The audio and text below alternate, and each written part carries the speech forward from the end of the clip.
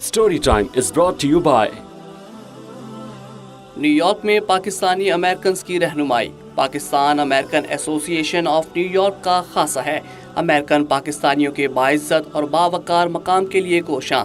पैनी का हर कदम आपके हम कदम।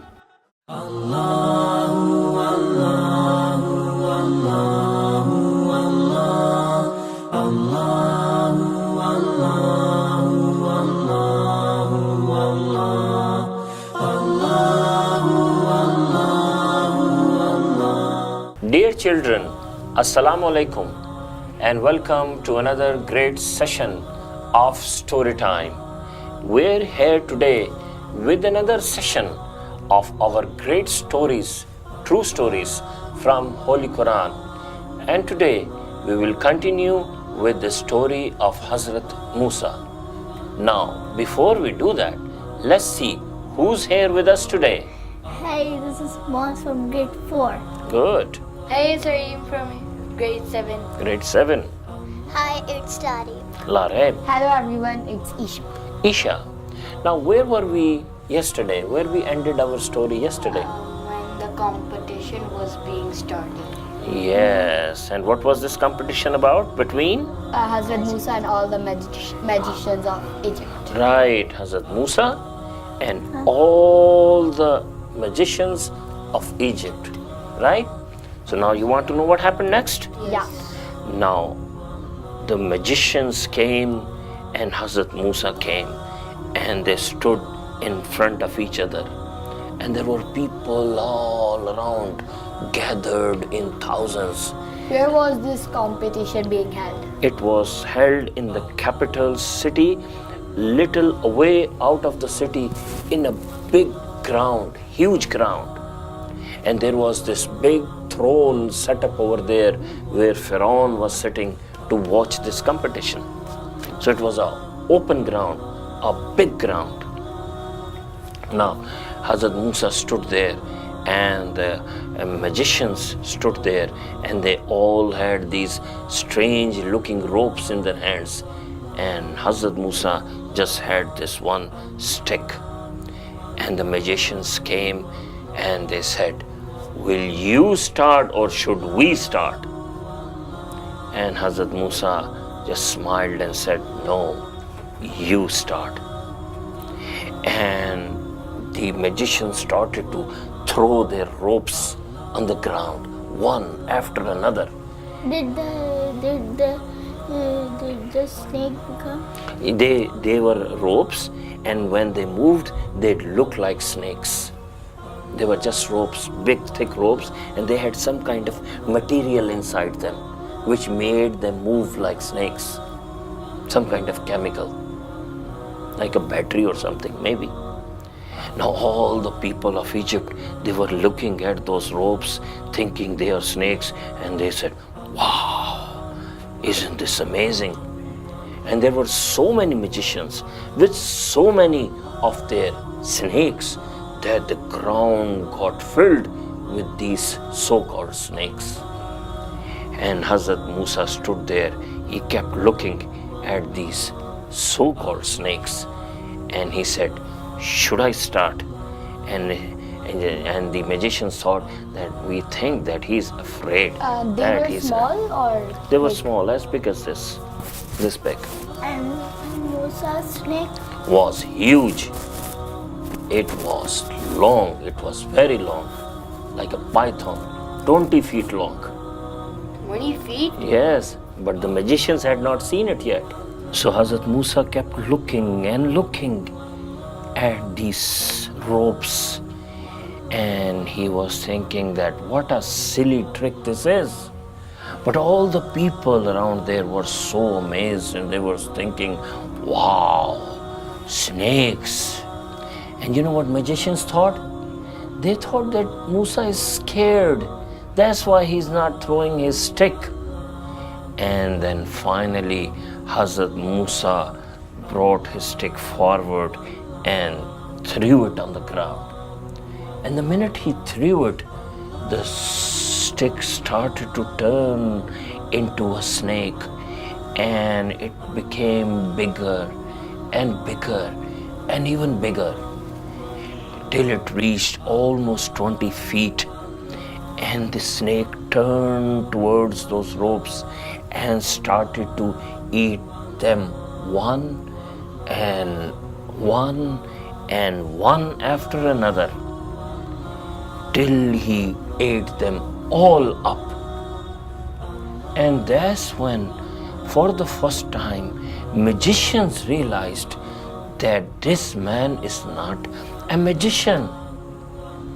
He is a prophet of Allah, just the way he has been claiming, because they had the knowledge. They were turning those ropes into snakes, and they knew that the snakes they had created could not eat up all the other snakes. So that's when they got the guidance from Allah. They fell down and just like this, prostrated, went into sajda, and they said, "We believe in the Lord of Musa and Harun. From today we are the Muslims." And when Pharaoh saw this, Pharaoh forgot all about Musa, and he turned towards the magicians. And he said, "How dare could you believe in Allah, Lord of Musa and Harun? Did you take permission from me? I am the Lord here. How can you prostrate in front of Allah and not believe in me and not take my permission?" And the magicians said, "Now we have seen the truth. We don't need your permission. We will believe in Allah who has created us. We don't need your permission. We are not scared of you pharaohs anymore." And Pharaoh said, "You know what I'll do with you? I'll give you the worst punishment, and you all know what is my punishment." And you know what was his punishment? To kill someone? No, not kill. He would nail them to wood, put nails through their hands and put them on the wood and let them hang till death like this. He would not kill them. Just nails, big nails would go through their hands and they would stay there till they die. So painful. Yes, so painful. Did Allah protect him? No, those magicians, they were killed like this by Pharaoh, and they became shaheed and they went to Jannah. So this is something that we must understand, that when we become Muslim, we have to face lots of hardship and challenges, and people become our enemies. So what about the dream that Pharaoh saw in the beginning? Yes, it is still there, and he is now realizing that what he saw in the dream, that person is Musa, and that's why he's so upset. So now he realized that something is going wrong, and that dream that he had is about Musa. And he said that I cannot do anything against Musa because Musa is protected by his Allah, but I will punish his people, Bani Israel. So from that day onward, he started killing all the children of Bani Israel. Why children?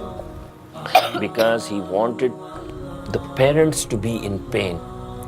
He wanted the elders, the grown-up people, to go and say to Musa that you go out of this country. You don't try to protect us, because of you, our children are getting killed. That's why the children. So all the people of Bani Israel came to him, to Hazrat Musa, and said, "Look what is happening to us. He is killing our children." And Pharaoh did one other thing. Before, they were paying money to Bani Israel for working in their fields and other places, and now they stopped paying money to Bani Israel and just force them to work. So they go hungry and die of hunger. So they came to Hazrat Musa and said that, what should we do? Look what is happening. Our children are getting killed.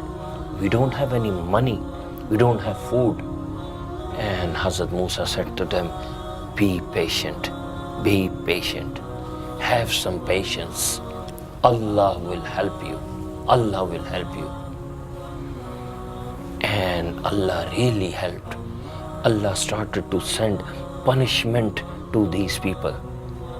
For example, they started to get these heavy storms that came and destroyed their fields and homes. Strong winds blew.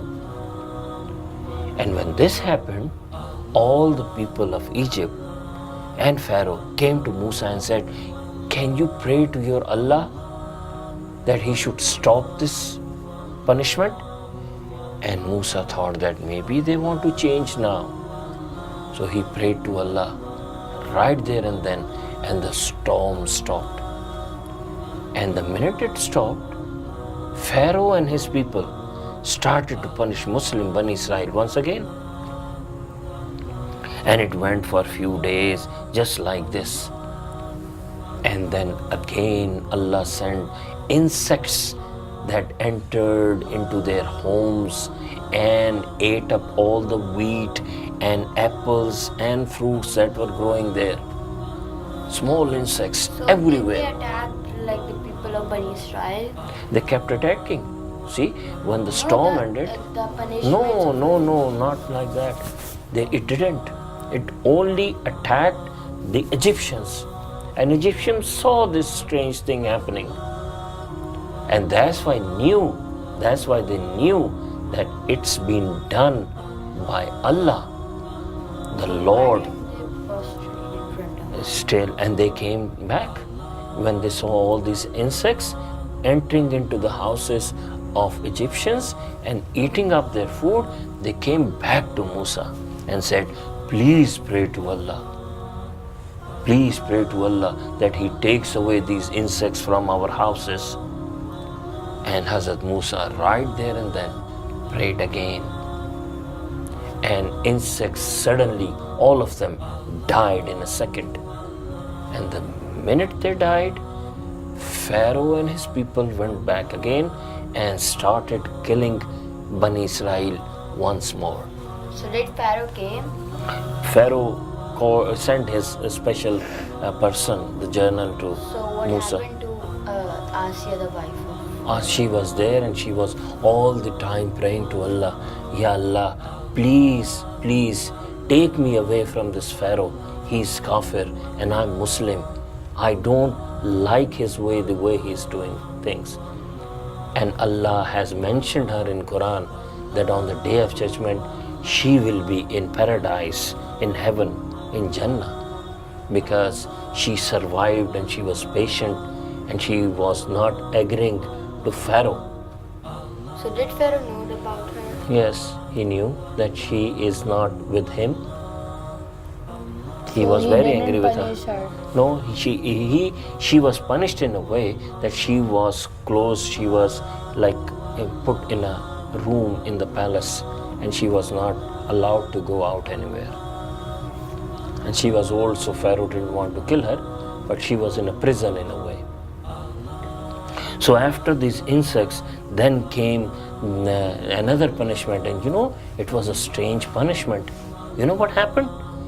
There were these clouds came all over Egypt, and it didn't rain water, it rained frogs. Frogs? Yes, frogs came down from the clouds, and there were frogs everywhere, even in dishes and pots and pans and on beds and in living room. Everywhere there were frogs. That's so disgusting. Yes. And it kept raining frogs and frogs and frogs. And once again, people of Egypt came running to Musa and said, please tell Allah to stop raining these frogs. And Musa said, will you obey Allah? will you allow these Bani Israel to go away from here? Will you free them? Will you stop killing their children? And they said, yes, yes, yes, yes. And then again Hazrat Musa prayed, and the minute he prayed, frogs, all the frogs died, and it stopped raining frogs. And that minute Egyptians went back on their words. They broke their promise and they started killing Bani Israel once again. And then came one big punishment. Even more punishment? Yes, and it was the strangest punishment. And the punishment was that all the water that Egyptians drank turned into blood. Human blood? Yes, it was a strange blood. The wells, water in the wells turned into blood. Water coming out of the earth, springs, that turned into blood. Streams and rivers, they turned into blood. And you know the strange thing? Whenever a Bani Israel person took water out of the well, it was water. And when an Egyptian put a bowl into the well and took it out, it was blood. It was strange. And if there is water flowing like this, an Egyptian would go and take some water from the river. The second he would put it in his glass, it would be blood. So they went thirsty. There was no water for them to drink. So once again they went to Musa. So they tried cheating with Allah that they Exactly. Israel. Exactly. So they would take water from Bani Israel, give me this water. And the second they got that water from Bani Israel, even that turned into blood. So when they gave it back to Bani Israel, It turned back into water. So they knew that there is Allah who is doing all this. And that's why they went back to Musa and said to him, we will obey Allah. We will free Bani Israel. Please, you tell Allah, pray to Allah, request Allah to turn blood into water the way it was. Did they start killing? They stopped killing at that time. And Hazrat Musa said, will you kill children? And they said, no, we will not kill children, we promise. And when he prayed to Allah, the blood turned back into water. They went back and started killing Bani Israel once again. And now Pharaoh was very angry, very stubborn. And now Pharaoh was very angry. He said, we have to kill all the people of Bani Israel, not just their children. We will kill them all. And he told his soldiers to go house by house and put a cross on all the houses in which Bani Israel were living. So next morning they would kill all the people living in the houses with the cross. So they were ready to kill them. And Bani Israel came to Hazrat Musa and said, do you know why they are putting crosses to our houses? Painting a cross on our house? And he said, yes, Allah has told me. They want to kill you. They want to kill us all tomorrow morning. So did they also kill the mother and the sister of Hazrat Musa? No, they were grown-ups. They were killing children, but they planned to the next day. They had all their swords ready. So in the morning they would go and kill all Bani Israel. So Bani Israel said to Musa, so what Allah wants us to do? What should we do? How will we be saved? Because if we stay here now, we will all die. What is the solution? And Hazrat Musa said that Allah has told me that at midnight you all gather in the open ground secretly, and I will lead you out of Egypt and we will go to a new land. So very quietly come out of your homes, take whatever belonging you can take with you, and we will leave Egypt and we will not be here in the morning, so Pharaoh would not kill us tomorrow morning. So did they actually left? They came out and they left, and in the morning when Pharaoh's army went to the houses of Bani Israel, they were not there. They were all gone, and that made Pharaoh very angry. He said to his soldiers, I will lead you. Follow Bani Israel. Let's follow them. They're all on foot. They're all on foot. We are on horses. We will catch them in few hours and we will kill them. But they were already gone in the midnight. Even if you are going walking at midnight, if there are women and old people, you can hardly cover 10 kilometers. And on a horse, you can 10 kilometers in few hours, in 2 hours.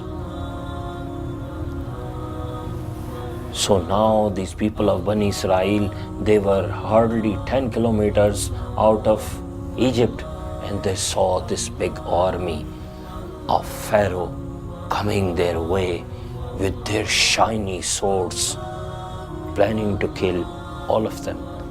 Do you know what happened next? They all were killed. They were all killed? Well, let's find out tomorrow in our next episode of this great story of Hazrat Musa as it is narrated in Holy Quran. Till then, Assalamu alaikum.